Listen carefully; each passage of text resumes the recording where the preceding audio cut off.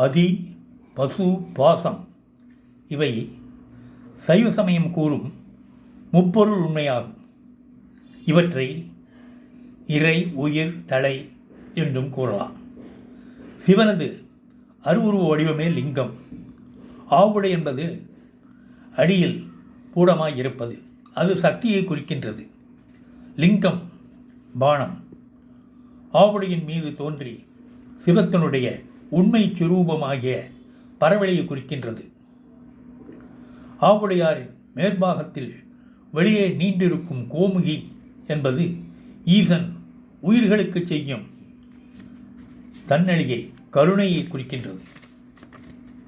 இதனாலேயே ஆலய வழிபாடு செய்யும் அடியார்கள் கோமிக்கு வழியாக பாயும் அபிஷேக தீர்த்தங்களை இறைவனது திருவருள் சுரப்பதாக மதித்து கையால் ஏந்தி தலையில் தெளித்து சிவனருள் பெற்றதாக மகிழ்கின்றார்கள்.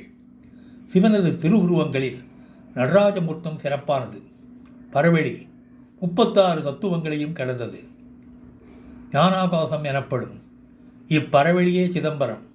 இப்பரவெளியிலேதான் நடராஜர் ஐந்தொழில் நடனம் செய்கின்றார்.